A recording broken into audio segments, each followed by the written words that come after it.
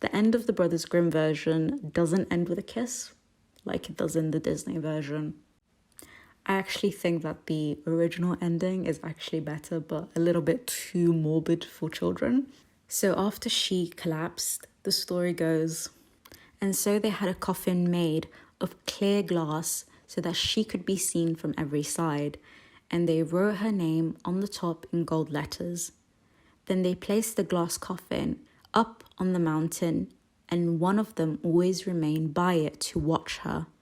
Even the birds came to mourn Snow White, first an owl, then a raven, and last of all, a dove. For many years, Snow White lay peacefully in her coffin, looking as though she were only asleep, for she was still as white as snow, as red as blood, and as black as ebony. One day, a prince was wandering in the wood and passed the night in the home of the 7 dwarfs.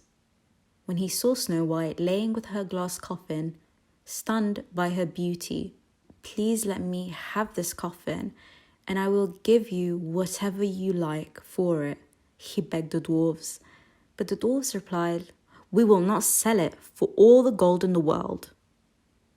"Then give it to me as a gift," the prince said, "for I cannot live without Snow White, and I will honor and protect her as long as I live." When the 7 dwarves saw that he cared so much for Snow White, they all agreed to let him take her to his palace.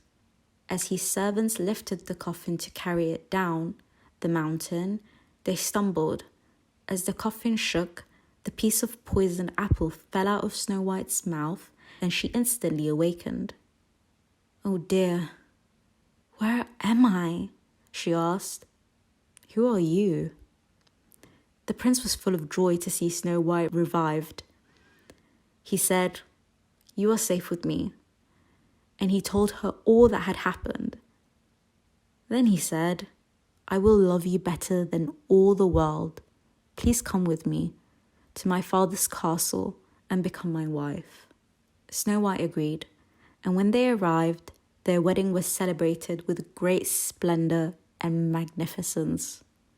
Even Snow White's wicked stepmother was invited to the prince's wedding, but after she had dressed in her fine clothes to go, she stepped to her magic mirror and asked, "Mirror, mirror on the wall, who is the fairest of us all?" The mirror answered, "The queen was fairest yesterday, the prince's bride is now, they say." Upon hearing these words, the queen was furious. At first, she was determined not to go to the wedding, but then she felt she would have no peace until she had seen the prince's beautiful bride for herself. When she arrived and recognized that the bride was Snow White, she choked with rage and fear. To atone for her crimes, the evil queen was ordered to dance and dance while wearing heavy iron slippers, and she soon fell down from exhaustion and died. Woo! I think that was well deserved. Moving on to Cinderella, the Disney version was released in 1950. I don't know why I'm getting more shocked with these dates as I get older. I'm like, the 1950s. Maybe it's old age, but who cares? Anyway, so I found out that different versions of the Cinderella narrative have been told throughout many folk tales around the world, such as ancient Egypt, Greece, Italy. I mean, if you think about it, it is kind of like a bit of a basic story. Girl lives a miserable life, then saved by Prince Charming, or saved somehow by someone. They're all kind of saved, but you get what I mean. But the first version of the story was published by Giambattista Basile in 1634 and was called Pentamerone. The book was published in 2 volumes by the author's sister in Naples between 1634 and 1936 under the alias Gian Alessio Abbatutis. The second version was published by French writer Charles Perrault in Stories of Tales from Past Times in 1697.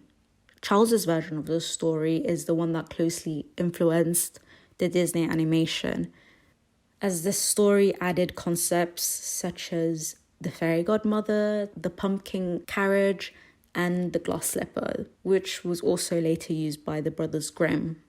So the brothers Grimm published another version in 1812. In that version, one of Cinderella's stepsisters actually cut off her toes and the other one cut off her heel so they could both fit into the tiny glass slipper. The little doves are the ones who actually pointed out the blood to the prince. So in Giambattista's story, the Cinderella character was Zezola. Her father, the prince, remarried an unkind woman that hated Zezola. But despite her unhappiness, she did have someone that loved her, and that was her governess. Zezola wished that her governess could be married to her father instead. But one day, her wish was soon to be granted by her own hands.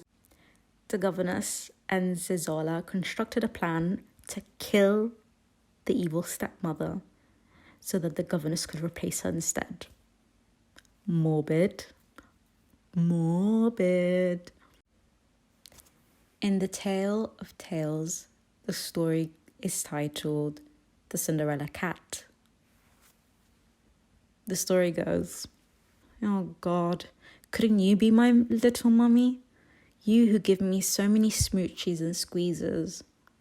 She chanted this so incessantly that she planted a wasp in the teacher's ear, and one day, blinded by evil spirits, the teacher said to her, "If you follow the advice of this madcap, I'll become your mother, and you'll be as dear to me as the pupils of these eyes." She was about to go on speaking when Zoella, for that was the girl's name, "Suffice, teach me the trade, for I am new in town. You write, and I'll sign." "All right then," replied the teacher. "Listen carefully, keep your ears open, and your bread will come out as white as flowers.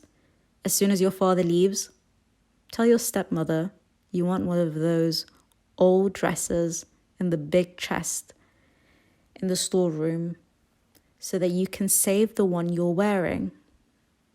Since she likes to see you all patched up in rags, she'll open the chest and say, 'Hold the lid up.' And as you're holding it while she rummages around inside, let it bang shut, and she'll break her neck.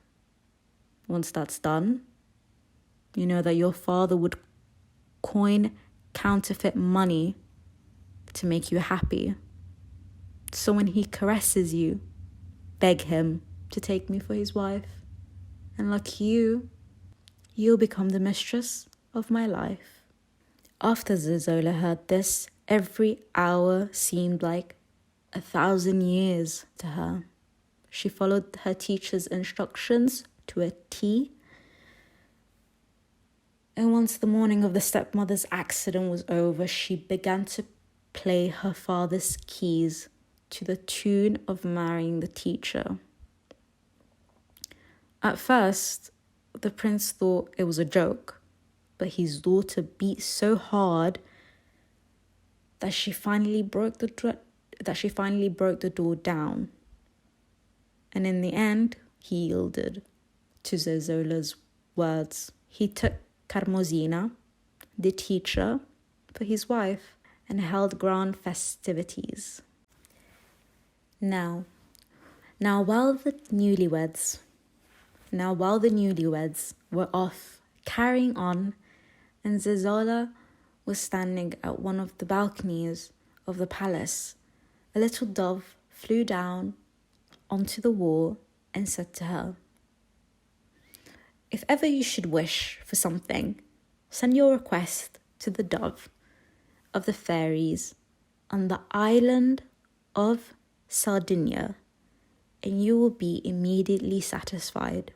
The new stepmother smoked Zezola with caresses for 5 or 6 days, seating her at the best place at the table, giving her the best morsels, dressing her in the best clothes, but in no time at all, she annulled and completely forgot about the service rendered. It was sad as the soul housed in a wicked mistress, and began to raise to all heights 6 daughters of her own, whom she had kept secret up until then.